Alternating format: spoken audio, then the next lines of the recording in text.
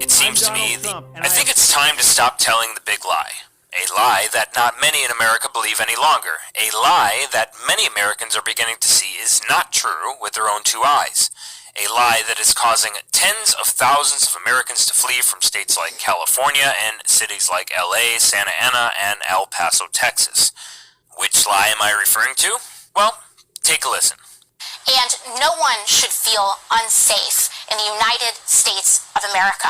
And that includes our amazing and beautiful and productive immigrant community. And again, those women and children trying to come here with nothing but the shirts on their back to create an opportunity and to provide for this nation are acting more in an American tradition than this president is right now. And there's the big lie. Well, at least one of them. The productive immigrant community who creates an opportunity and provides for this nation. Other talking points you'll hear are diversity is our strength and immigration makes us stronger. All of them lies. And I'm going to show you the statistics to prove this, but first, let's get to one more lie. On the day of Christmas, a child died in ICE custody. The president should not be asking for more money to an agency that has systematically violated human rights. The president should be really defending why we are funding such an agency at all. Not surprisingly, this one wasn't fact-checked at all by the mainstream media like they did with Trump's speech. No, she was actually praised for this. But first of all, the child was in Border Patrol custody, not ISIS custody. But I wouldn't expect a 20-something-year-old with a sub-100 IQ whose resume shows that she spent most of her life showing cleavage for tips at a bar to know the difference.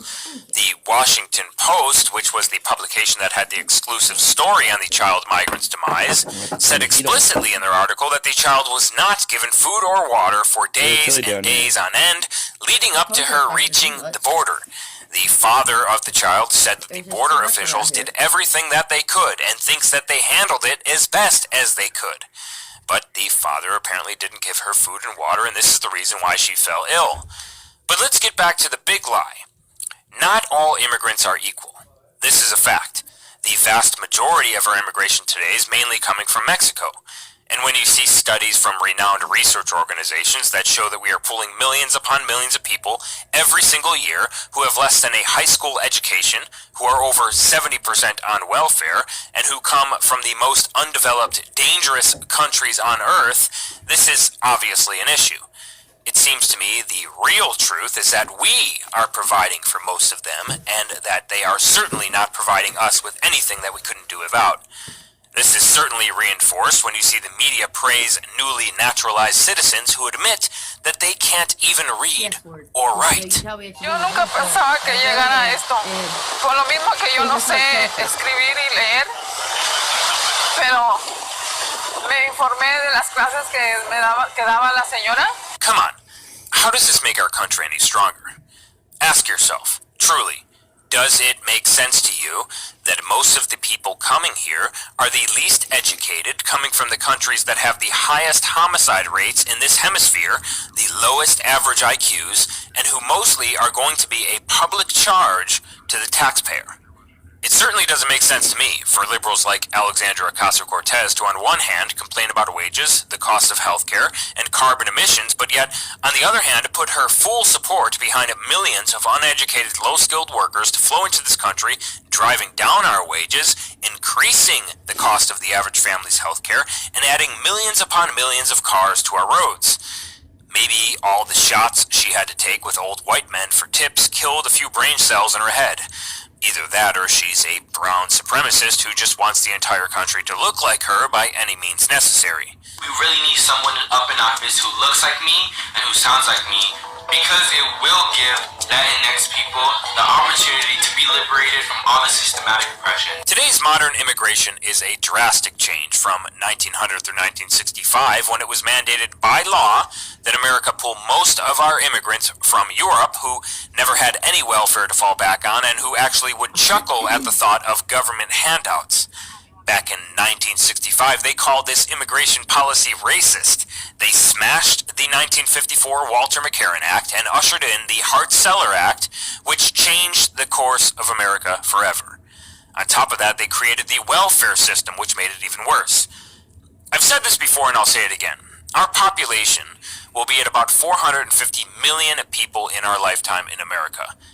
And it's not because we are having children. No, our population would have actually decreased without immigration since we've been below replacement birth rate since the 1970s. More workers equals lower wages. More people with high birth rates flowing into low birth rate industrialized nations equals higher carbon emissions. And on top of that, you want to add free college and free healthcare. And it actually gets even worse. Yale recently published a study that says that the census's number of 12 million illegal aliens here is extremely incorrect, and that there actually could be as high as 36 million people here in this country illegally today. This certainly makes sense since they have been saying that this number was 12 million for about 20 years. It is certainly concerning considering that the numbers show that 63% of illegal aliens are on one or more welfare programs and that over 50% are using Medicaid. And you wonder why Medicaid and Social Security are failing? Milk, bread. By the third week of the month, Maritza Nelson's $240 in food stamps has run out, leaving her $9 in cash and 7 people to feed. Zero on the food stamp and $4 in child support. That's what I got. Yet the 50-year-old single mother who entered the U.S. by swimming across the Rio Grande has government-funded housing, medication, and $700 a month in Social Security. How you like that? She's been on assistance for 20 years and wants others to know that help is available. Now let's get into another big lie that the media and liberal sentimentalists who let their emotions cloud their brains will tell you. This is that illegal aliens don't cause crime or that they cause a lower crime rate than legal residents. This couldn't be further from the truth. According to the TDPS, in the last 7 years, illegal aliens were arrested for 538 homicide charges and 3,425 sexual assault charges, just in Texas alone. If Pew Research states that illegal aliens make up 5% of the population in Texas, and if this is accurate, this means that just in Texas alone, illegal aliens commit homicide at a rate of 5.4 per 100,000 versus 4.7 per 100,000 for the legal Texas resident. And this is much higher than the average 1.4 per 100,000 rate of homicide by white, non-Hispanic Americans in this country. Furthermore, if we were to look at FBI crime statistics, they show that hammers kill more people than AR-15s. Now, there is no crime data on illegal alien crime in California, but based on the Texas statistics and the Pew Research study, we can safely estimate and conclude that illegal aliens just in California and Texas alone kill more people than AR-15s.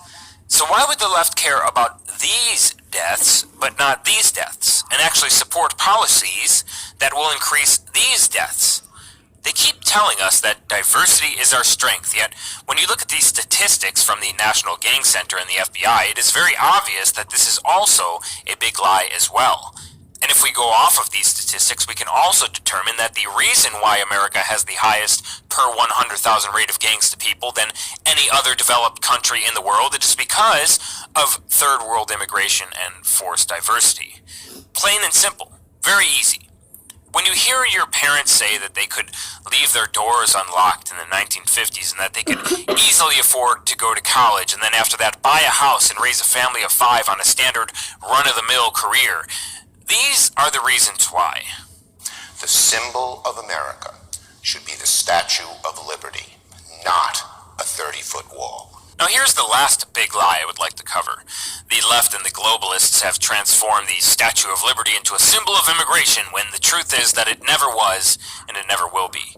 Not only was the phrase "a nation of immigrants" made popular in the 1960s when the ADL asked John F. Kennedy to write a book with the same name, but the Statue of Liberty was a gift to America to celebrate 100 years of independence from Britain. This is a fact. It was also erected the same exact year that the U.S. passed the Chinese Exclusion Act. The Statue of Liberty has nothing to do with immigration or welcoming anyone. The famous poem, which was written by Jewish writer Emma Lazarus, you know, "Give me your tired, your poor, your huddled masses," was added onto the statue 17 years after the statue was erected. It was a cri de coeur by Lazarus about her major concern, which was the Russian pogroms against the Jews happening in Tsarist Russia at the time. Lazarus was asked in 1883 to contribute a manuscript to an effort by New York socialites to help raise money for the pedestal on which the statue was going to be erected. She had first resisted, but then ultimately decided to take the opportunity to further her real concern, which was the Russian Jews and the pogroms that were happening at the time. E Pluribus Unum explicitly commemorates the union of 13 British colonies into one nation. The statue and motto do not celebrate immigration. They salute the achievement of the settlers who founded those colonies and in time won independence from their mother country. Anything else is historically inaccurate and made up by pro-open borders advocacy groups. Now please ask yourself, truly ask yourself deep down inside, does it make sense that our immigration is mainly coming from this group, this group, this group, and this group, and not this group, and this group? Not only that, but our maximum yearly levels of immigration have increased every single decade. Is this pragmatic? Does this seem logical? If you have answered no, then you're on the right track to breaking the mental conditioning.